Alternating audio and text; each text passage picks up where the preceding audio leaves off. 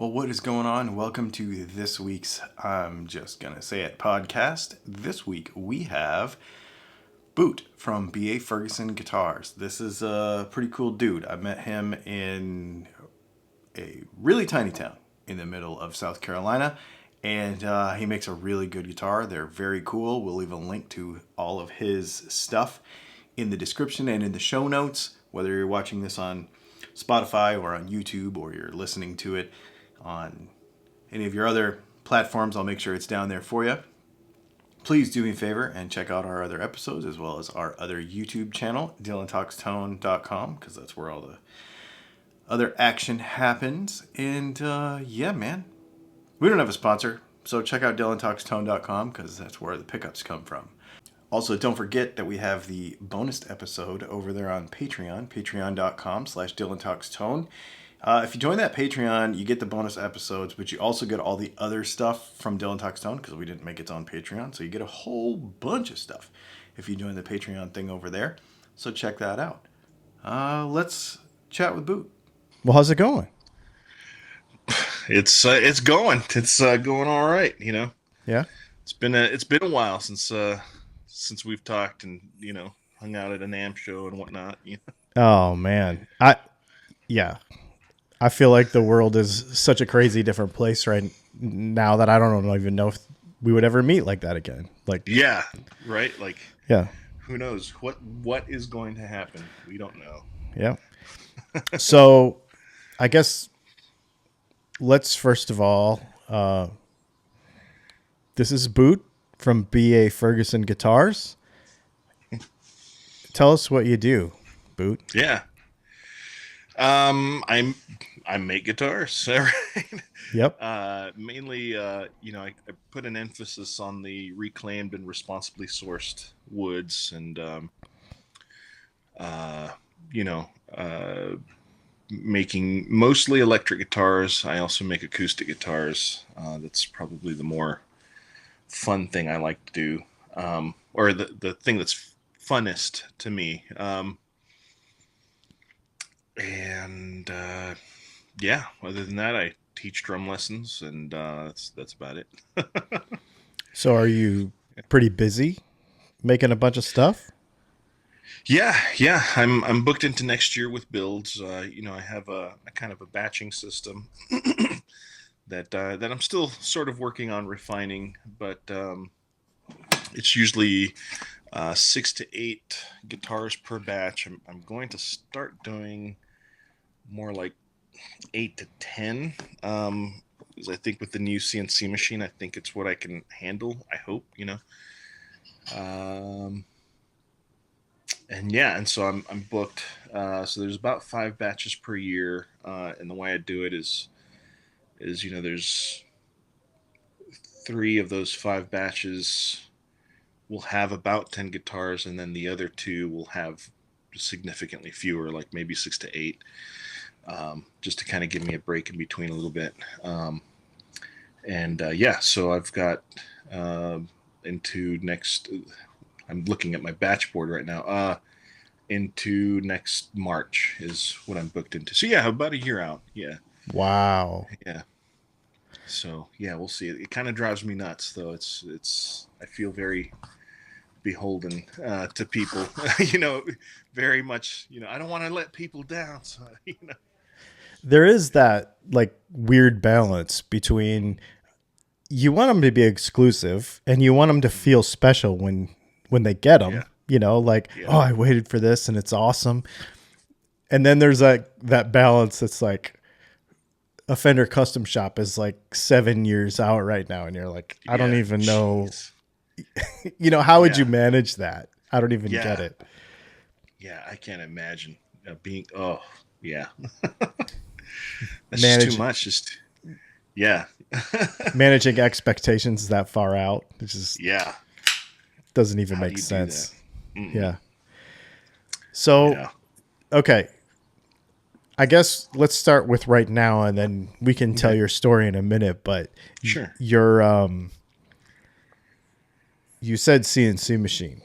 Mm-hmm. So I've always known you to be a very traditional style builder, like from a block of wood, draw knives on a neck, like proper, So Yeah. apparently you're bringing it into the 21st century. 20, yeah. And Trying to anyway. so what led you to do that? How much are you automating? How is that changing your process? Kind of talk about that stuff. Yeah, sure. Um, it's to me, I guess it's sort of like an extra set of hands, and I think there was a time very early on, probably before 2011. Um, no, probably further into probably until 20. It was until I spoke to Doug Cower at one point in time. And I had sort of this outlook on CNCs that was, I don't know, just sort of like, oh, it's got to be handmade. It's not, and I think it comes from, um, being in the repair world, fixing a bunch of guitars that, are so automated, so, you know, done in so many quantities that, you're always having to go back and fix it after the fact. And so that gets frustrating, right? So then you start kind of going like, well, if it was just handmade, and if it was just, um, if you were, the key word is intentional. If everyone was intentional with what they did, um, then this might be better, whatever. And obviously, there's some truth to that, but not totally, right? Um, and so, I started talking to Doug early on. We met. We both started doing stuff around the same time, and he'd kind of share his frustrations about the CNC. Right? It was like, no, it's not a perfect exact science either. Yes, you have the ability to, add details and all this stuff, but at the end of the day, it's really still down to the skill of the luthier. Like, what are you programming into the computer? And then you're also having to learn the language of the computer, right? You're having to learn CAD and all that stuff. And um, so over the years, that just kind of, I feel like he sort of unintentionally planted the seed, and and then some of my idealism started kind of wearing off, and I was like, yeah, you know what, like, and I spent some time. I did a Kickstarter back in 2013, um, to try to get a CNC machine, and I ended up finding one used. It was an old, some Scandinavian brand. It was a 2x3 wide machine, and it was so problematic. I still have it to this day, and but yeah, it was just so problematic, and it took forever, and I had to learn, feed rates and all this stuff. And the first couple of times I used it, I mean, I smoked out the entire shop. It was just full of smoke, and I'm like, I guess this is gonna happen every time. I don't know, like, and no, it's not supposed to happen every time that way. But yeah, so yeah, that's so. What I do now is, I've got most of my drawings programmed through VCarve, and then I've got the Onefinity CNC from Canada, which I got this last year, and this machine has a lot more tolerances. And at one point in time, I gave up using the old machine, and just, I had Brian at the time, right? Brian came to work for me, so then I was just like, who needs a CNC when you've got a Brian? And so yeah, eventually, I moved out here, and again, I came to that place of like, well, I'm getting orders, but I don't feel like I can promise good due dates without having some sort of extra set of hands, and it's going to take forever to teach somebody. So, you know, the learning curve for a CNC might kind of be a little bit less. I don't know. So, um, yeah, I make the bodies right now on the CNC. I also make templates. I make extra templates just in case something happens with the CNC. Then that was one of the things that Doug Cower would mention was I'd call him one day, and he'd be like, yeah, my you know giant machine that does everything for me is out, and so now I've got to wait several weeks for parts and all this stuff. And so the good thing is that he had um, a bunch of stuff sort of pre-made, just as an insurance for himself. And I was just like, man, that's really smart. Like, yeah, okay. So if the machine breaks down, then I should have some sort of backup plan like that myself. So my backup plan is templates. And so yeah, so I'm doing the bodies completely on there. Most of them. The walker probably is yeah. I'm still doing that by hand until I can draw it up in CAD. I haven't drawn that up yet. And then I'm doing the fretboards, doing the fret slots, and doing the inlay dots, and that's really about it. And then pick guards, right? But yeah, with the thing that always bothered me about the fret slots is I would make these miter boxes, all handmade, and like have the slots in there for every fret, and I'd sit there and do each one, saw out each fret slot, and after a while, those slots start to wear out, and it doesn't take long, So then the saw is not true. So with a machine, it's just like as long as it's calibrated right, that's the key thing there. Um, it it does it the same way every single time, and then I can also have virgin fret ends, right? So that the tang's not sticking out the ends, which I absolutely love. Now it scratches all my OCD itches there.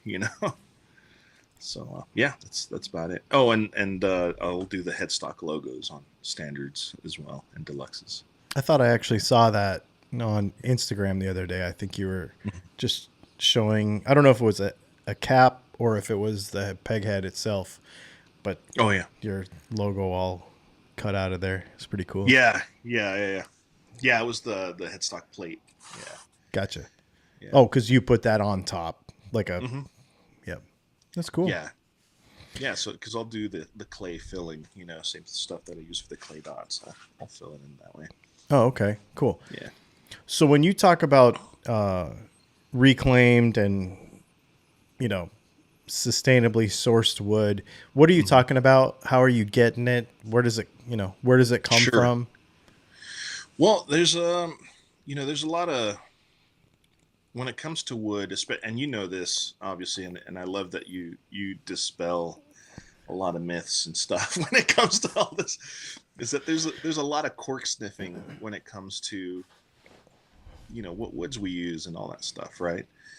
We had the whole thing with rosewood, and early on, I wasn't using very much rosewood. There are some older BA Fergusons with rosewood, and in fact, the prototype bass that I have has Indian rosewood because I couldn't find Cadillac's blanks in that size, and right now there's not a place that sells Cadillac's lumber for me to dimension here by myself, so I What have is to that? order pre-made.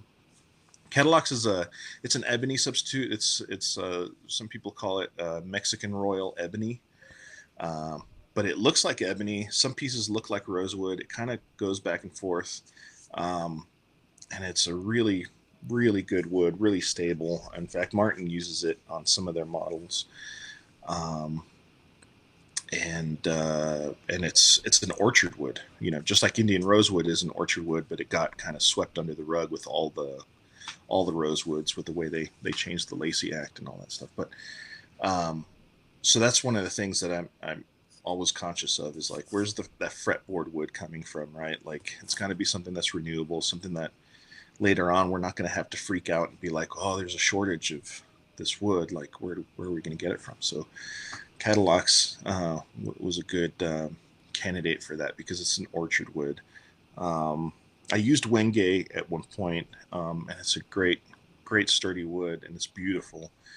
And then, but there's news recently that it might be becoming a little endangered and stuff, and so you know, it's just that sort of thing. Like I don't know, I can't think of or I don't want to think of a place where, I would, and at the end of the day, we're all partially responsible, right? But like where I'm responsible for the demise of, like, even in my tiny corner of this industry, right? Like, um, yeah, I just don't want to be responsible for the depletion of some of those resources, right? So, um, I don't know. So yeah, I started using piano wood um, way early on.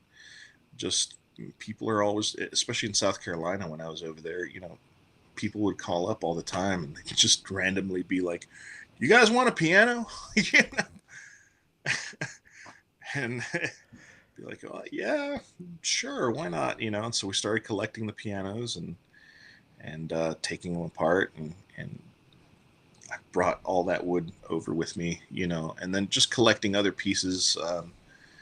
There's a friend of mine who stumbled across some wood. It was all granadillo that came out of a property that some guy bought. Guy had the flooring in his house made out of this wood, and the excess pieces, all the droppings, um, the cabinet maker kept them. And that guy knew he was never going to use the wood. He had a bunch of it, so through my friend, it ended up with me. Um, and then yeah, so I still have a crap ton of that stuff. And then for flyweights, I'm using poplar. Poplar's pretty abundant. And then the necks right now are made from Meranti mahogany, which is just simply Malaysian mahogany, Asian mahogany. It's not a true mahogany, but you can make it look pretty good, and it behaves very similarly to mahogany. It's more like it's not as soft as Spanish cedar, but it kind of acts that way and it smells that way a little bit, but it's good and stable, and yeah, until I can find something else. If that becomes questionable to use, then of course I'm going to shift to something else, and it might just be that I make poplar necks, like they did with the old school student guitar models, student model guitars. Lately, popular poplar has come back into the popular conversation. I guess that's where my head was, because that Asian silver sky is poplar versus Oh yeah, nice. versus alder. So Yeah. I actually have both of those guitars. I have the Asian one and the American one. You can't tell a difference, the right? difference. Yeah. If it weighs the same and the overall rigidity of the wood is relatively similar, which in a guitar body, I don't even know how you could measure that, because it's 2 inches thick or 1.5 inches thick, and it's only this big. So there's not measurable deflection, and there's not, we're not building a bridge here. Yeah. Now in the neck, I guess that could make a difference, because if you have, and you've probably experimented with wood where you're like, I don't know, structurally or the way the grain is in it. Has there been any kind of woods with, like, especially necks that you're like, or any part of the guitar where you're like, this is a cool wood and I can get it everywhere, but I don't want to use it? Yeah. Walnut. I've seen people use it for fretboards. There's a lot of old antique guitars, and for those who might not know, like, I'll there's two categories, right? There's vintage and then there's antique, right? Right. So vintage is anything that's, at least 25 years old, right? And then anything past that gets into antique category.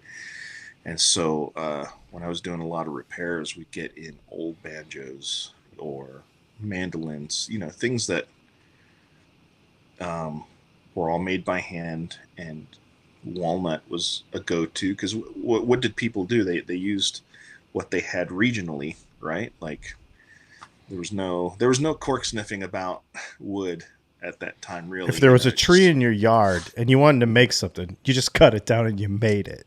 Yeah. You dried it, you made it, and exactly. And so, but I'd come across a lot of use of walnut in the fretboards. And the thing that walnut does is even if you oil it and all that stuff, it sort of keeps moving over time, and it sort of degrades. And so by the time, we'd have these 1920s guitars or mandolins, and trying to pull the frets out of that old walnut, was just impossible, because whole pieces of that fretboard would just come apart, and yeah, it just so that's one thing, at least from my experience in doing restorations like that. Walnut's just not a wood I want to use. Now for a top cap or something like that, like, fine, like that looks nice, and but for anything structural, yeah, I don't want to use it. Yeah, I don't know if that answers that question. No, I was just curious because, Yeah.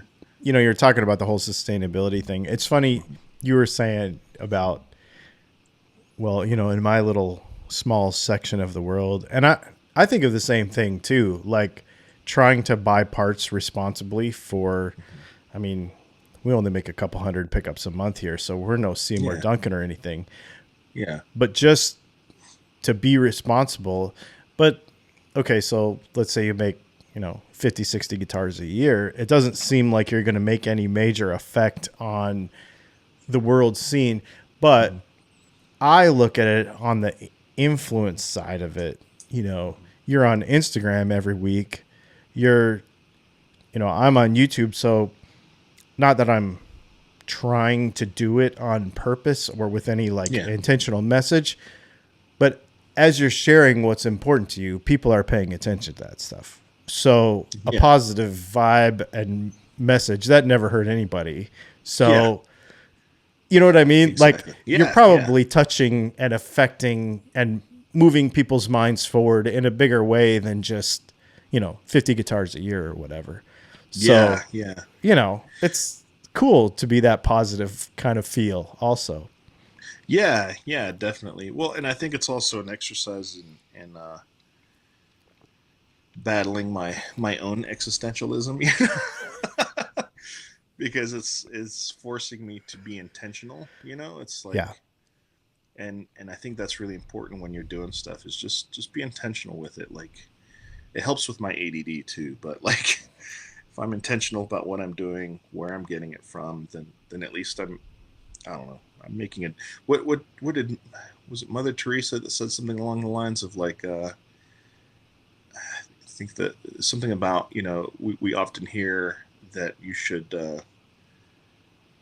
think globally and act locally, but actually if you act locally, or if you're thinking locally, then you're by default already acting globally.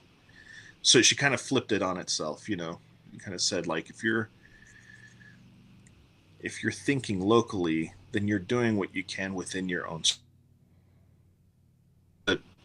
change the environment around you, and then that has a rippling effect, basically, Right.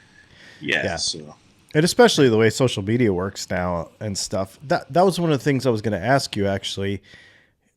Uh-oh. We lost him. We'll see if he calls back.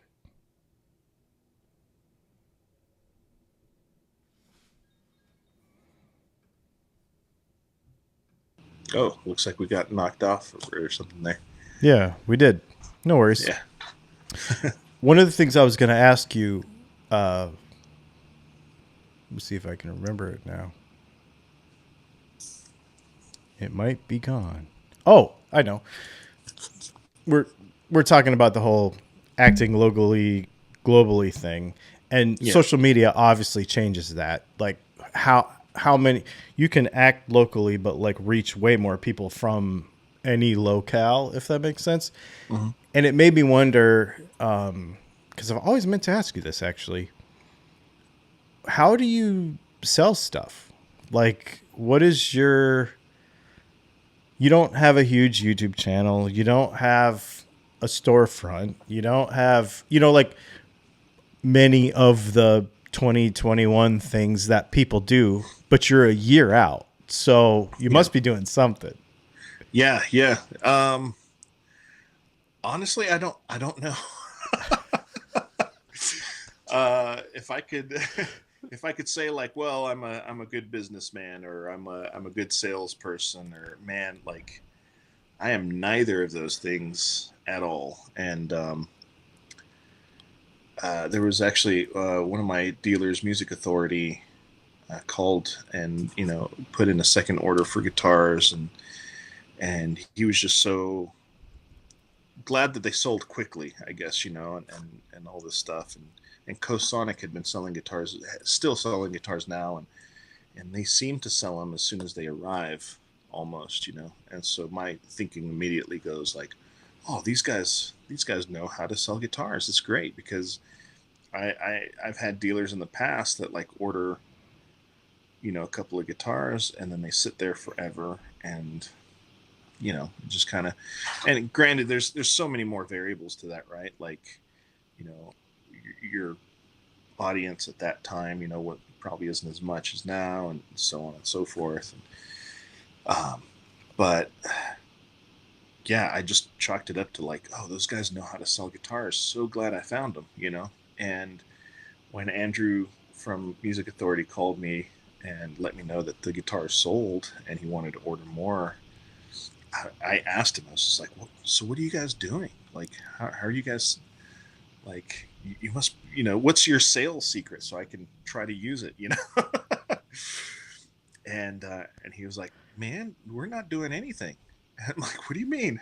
And he's like, yeah, we listed them on Reverb, and then they sold within a few days. And he started saying like, I really think it's, I think people are following and really paying attention to,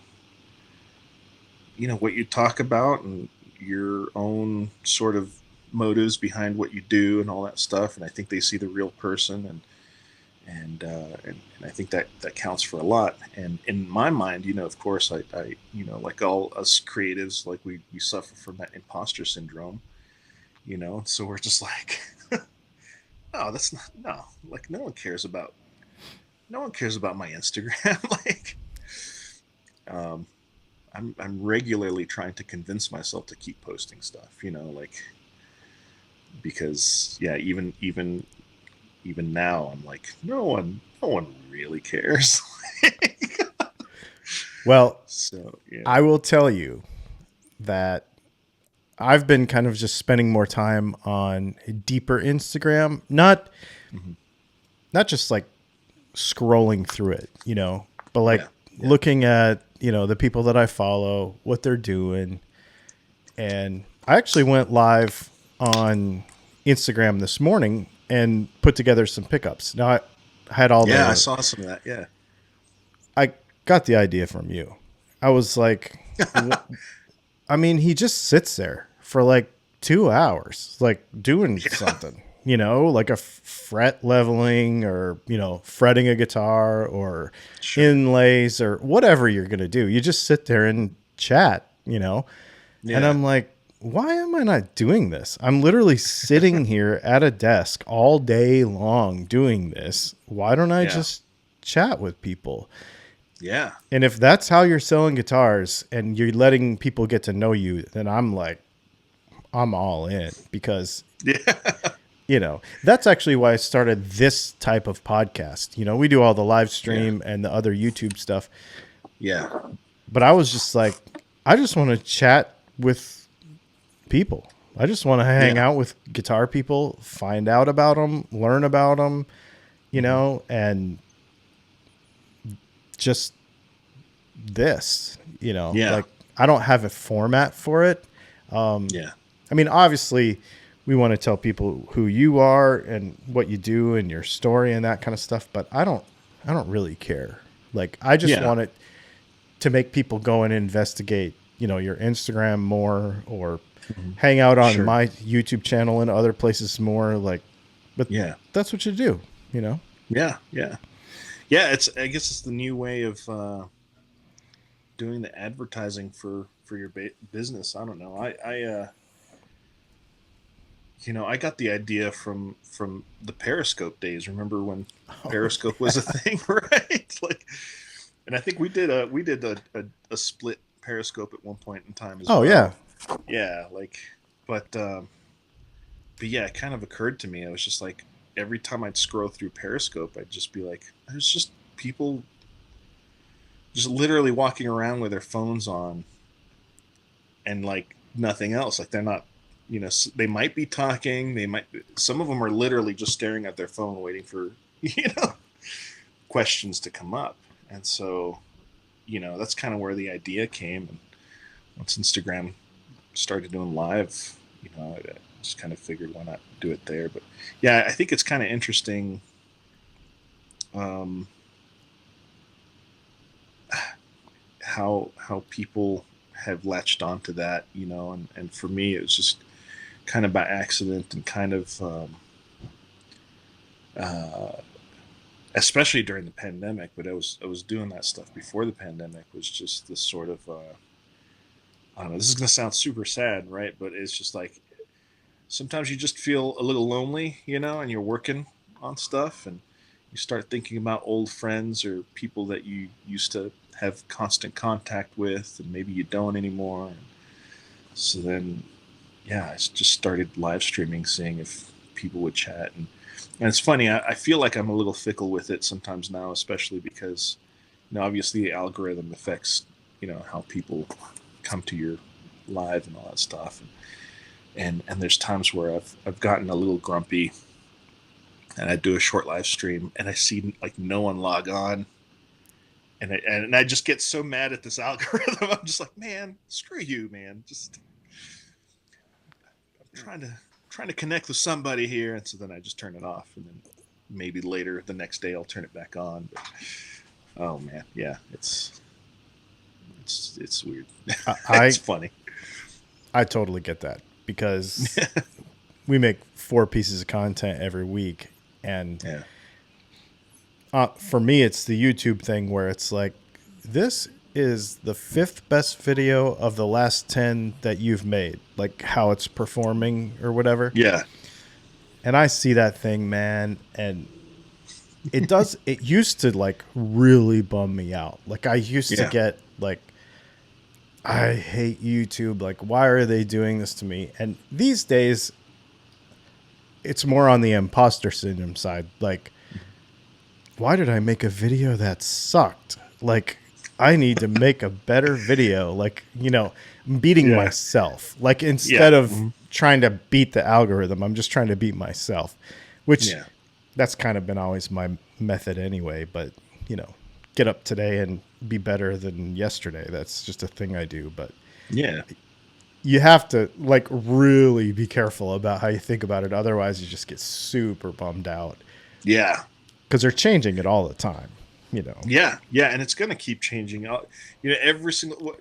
Wasn't that what happened with Facebook? Right, the first time they changed the way it looked, like everyone just Yeah, freaked out, and then a couple of years later, it changes again. It's just going to keep happening. At this rate, it's yeah, inevitable. So we might as well adapt, right?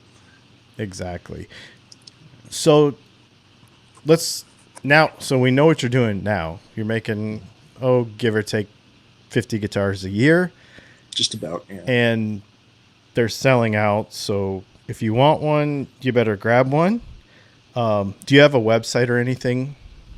Yeah, yeah. It's baferguson.com. Okay, so people can find dealers there and stuff. Yeah. So starting back to front, how did you get started doing any of this? Like, tell your story. Yeah, yeah. I mean, it started.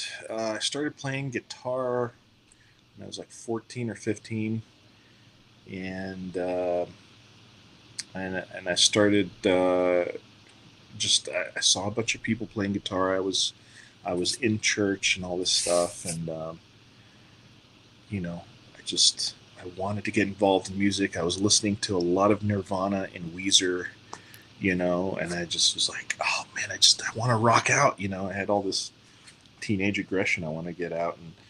And so eventually my mom and my grandmother saved up for a guitar from Juarez, and man, I would just sit there and fram on this thing forever, and it wasn't until about a year later when some friends actually taught me some chords that I really started to learn how to play the guitar right. And this guy taught me G, C, and D and E minor, and from that point on, I was just like, I get it now. It clicked, and I started playing a bunch, and so one day my mom, she always worked in the medical industry, but she was trying to change of jobs, and she was working at a car dealership, and it was really stressing her out. She'd only been there a couple of weeks.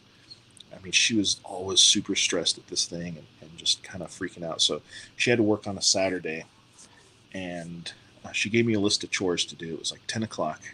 She's like, okay, I've got this list of chores to do for you to do, get them done before I get home. And I was like, okay. And I'm sitting there playing my guitar on my bed, just practicing over and over again. And 3-4 o'clock rolls around, and I'm still in the same spot. And my mom comes in, and she must have had like the worst day ever. I think it was the day she quit that job. She came in and saw me in the same spot, and she just lost it.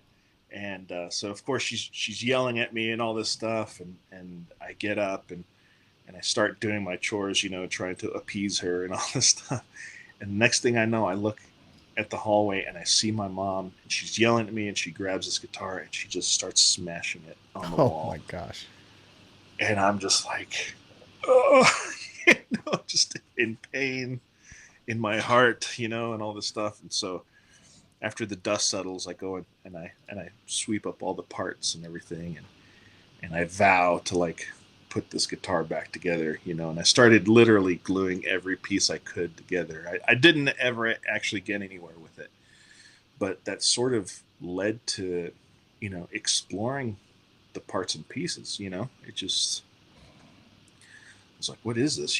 Why does this work? There's these braces that are now in shambles, but like, whoa, this is the inside of a guitar. This is cool. And I think I ended up taking the neck on the thing and screwing it down to like a piece of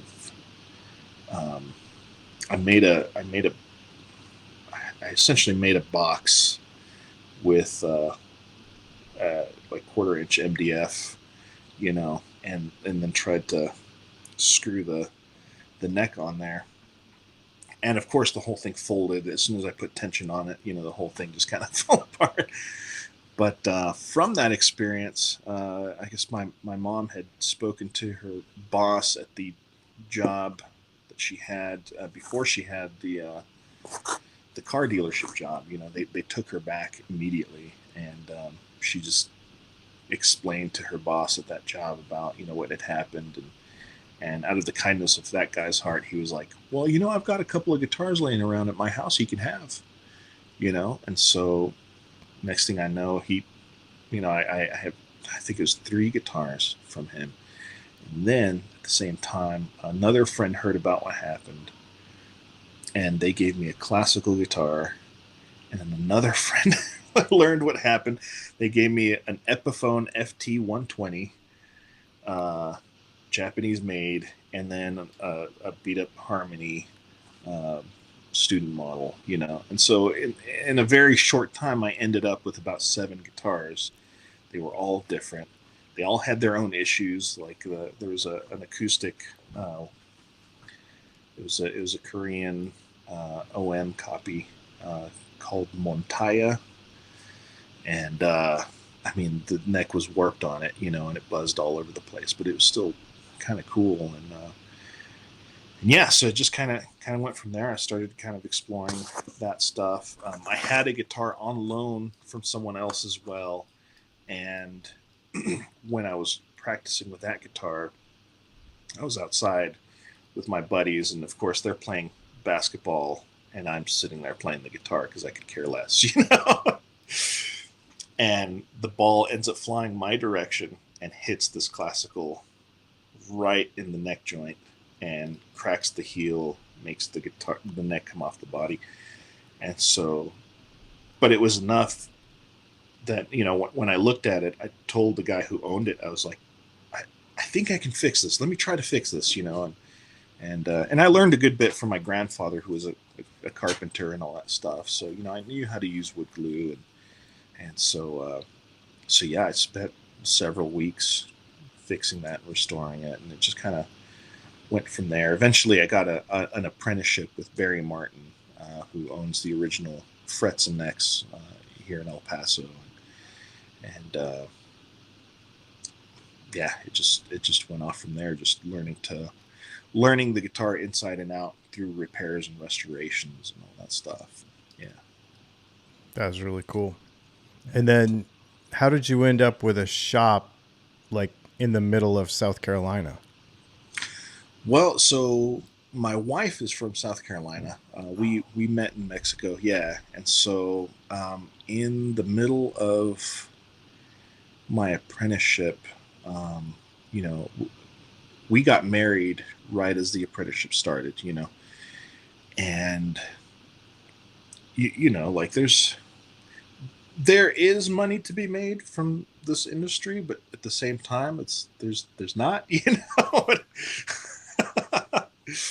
It's like you've got to figure out some stuff, you know, and to make it work. And so and that at that time I was doing my apprenticeship. I got about at that time, yeah, it was about $20 a day, 5 days a week, and then I was also doing lessons, not too dissimilar to now, and and then I picked up a gig playing drums for a band, you know, that was paying about $100 a week, you know, so that wasn't bad.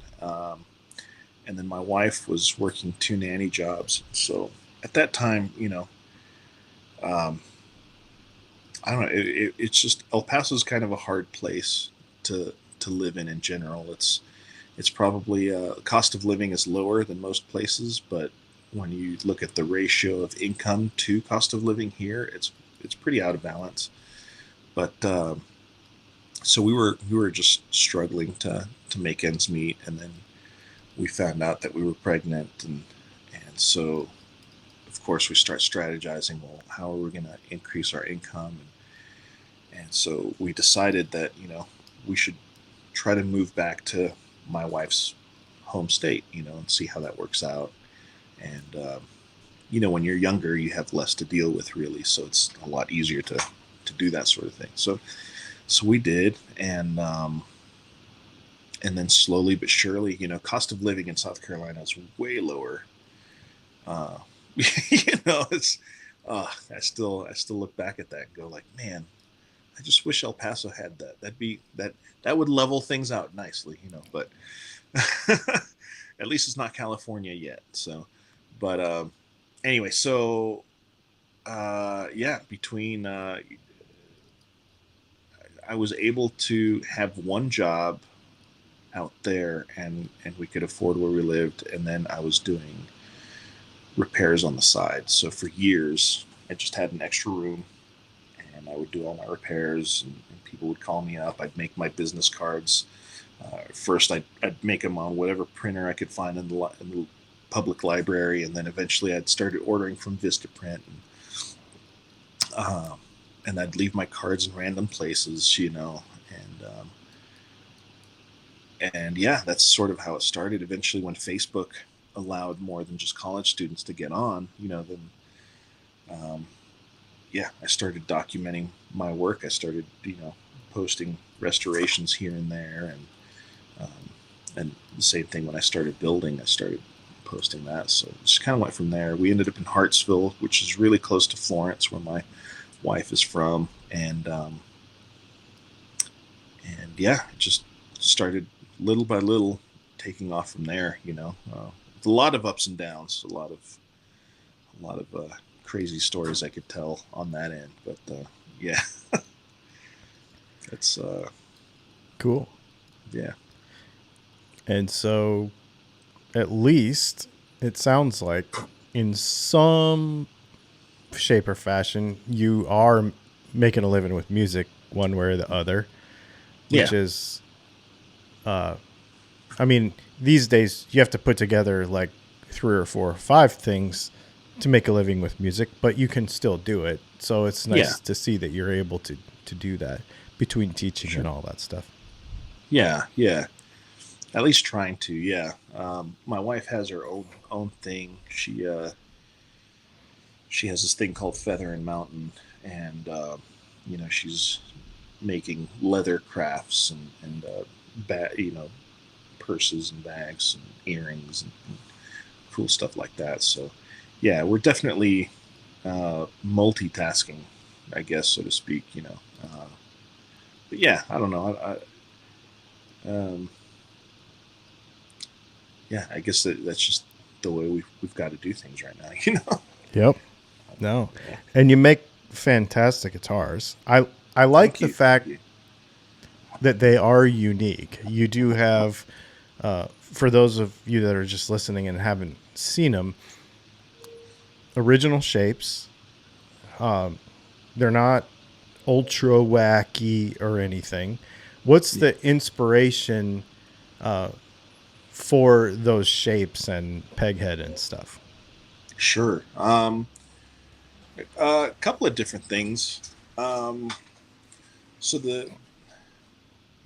there was a time where I was trying to do uh, my interpretation of a Telecaster and Stratocaster, and then the Walker obviously is sort of my it's borrowing from the Les Paul. Everything borrows from something, right? Nothing's like 100% original. Same thing with the Shirley. The Shirley was borrowed from a combination of the Jaguar and my Epiphone coronet that I used to have, and um, what else? There's another one in there. The whole. I love to do this thing with curves and points, right? Mm-hmm.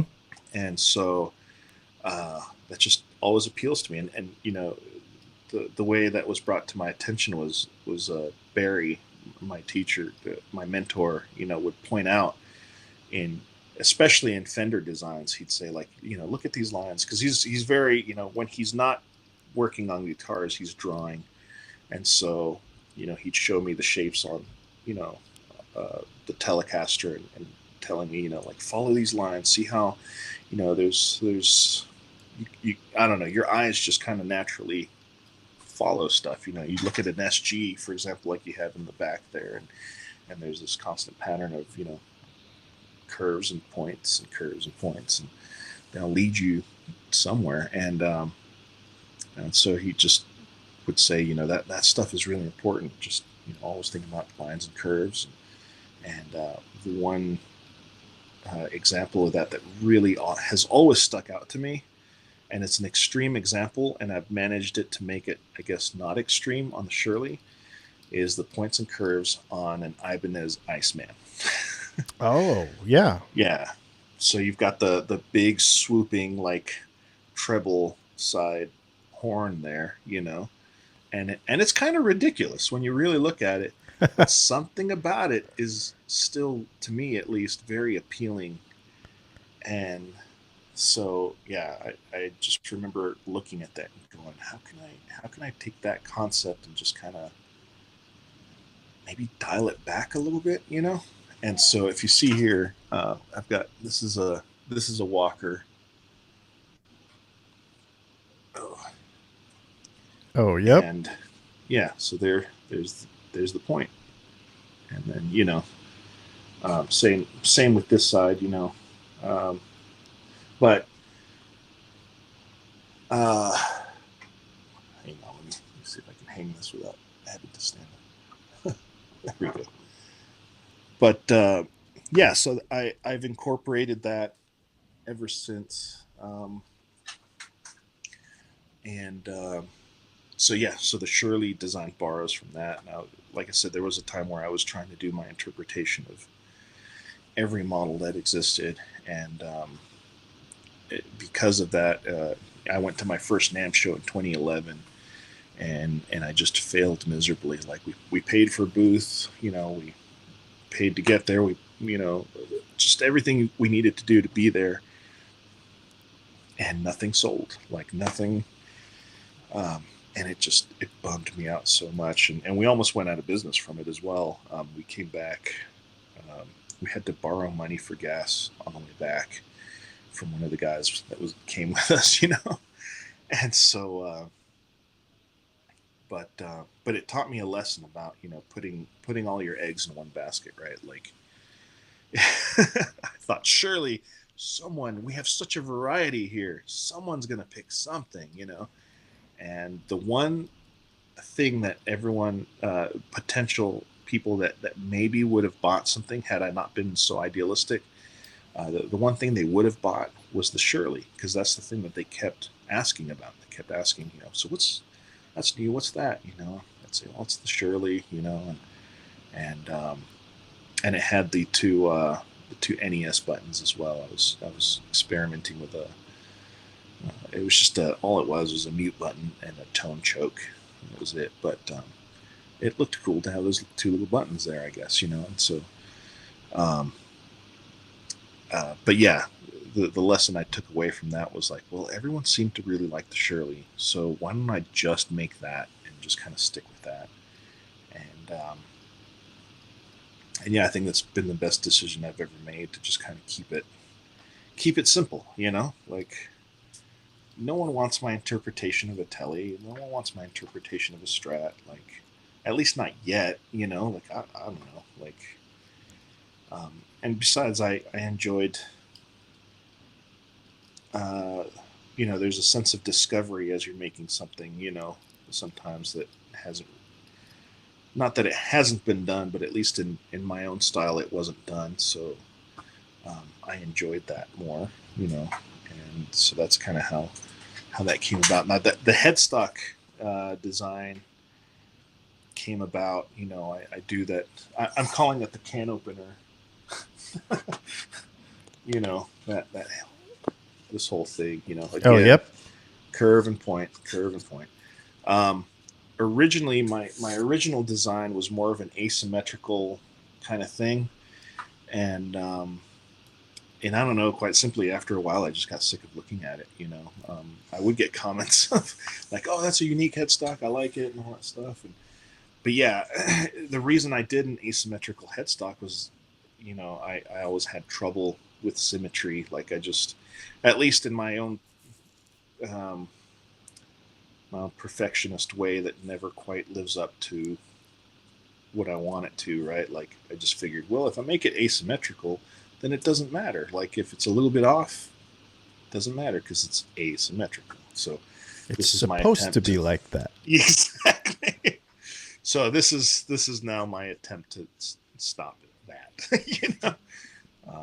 But yeah, that literally came from the old school. It borrows from the old school lore headstocks.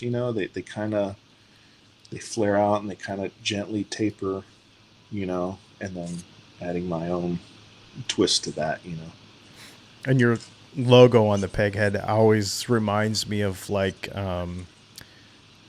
mid 60s Japanese kind of stuff. So like Yeah. your Taiscos and, Mm-hmm. like that sort of stuff. Just your fonts and the design of the logo and stuff. I'm like, I like that because the guitar is also, like you said, a melding of different things. And it really does Yeah. remind you of that, like, for me anyway, that like vintage Japanese stuff, only you can play it. Like it's Yeah. not going to fall apart, Yeah, exactly. So, Yeah, that logo actually, Nick Greer designed that logo. He had a big hand in both the concept of the flyweight as well as the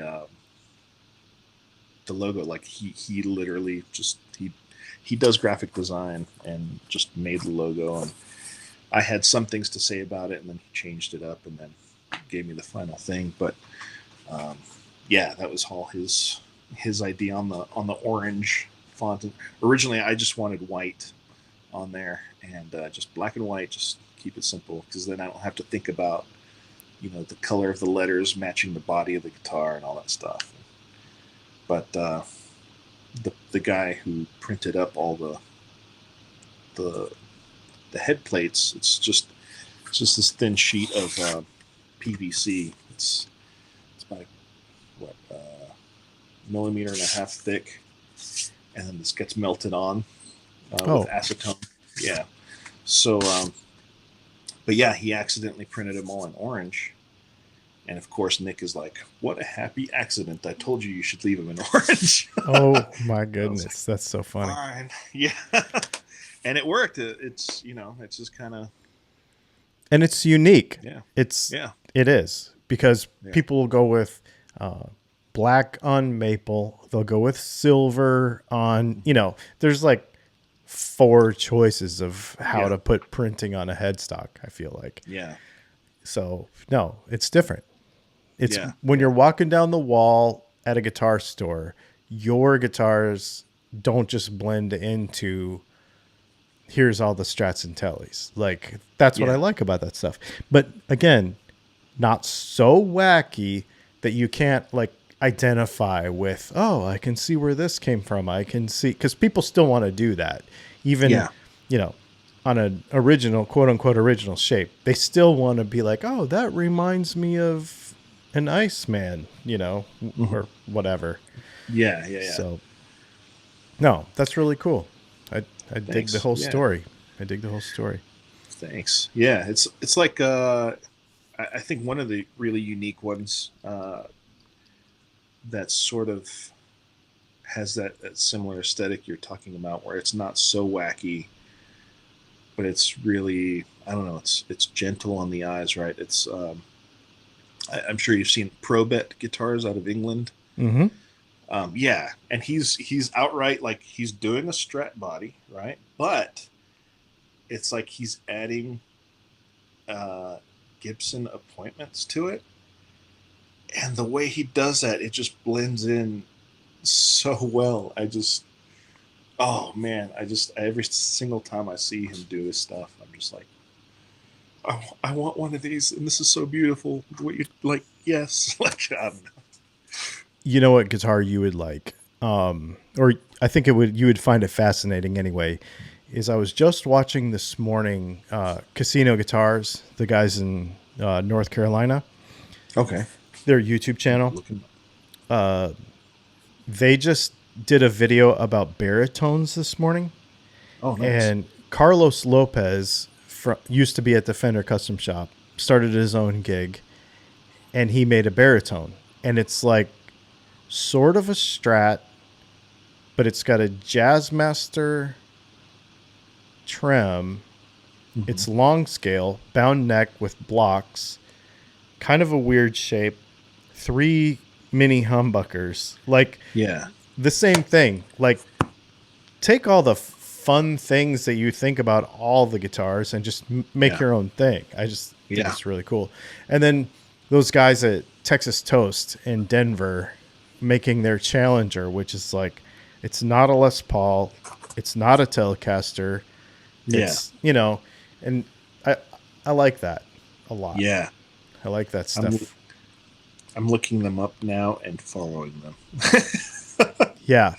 Because they always have cool stuff. Casino Guitars in Southern Pines, North Carolina, is probably my favorite guitar store I've ever been in.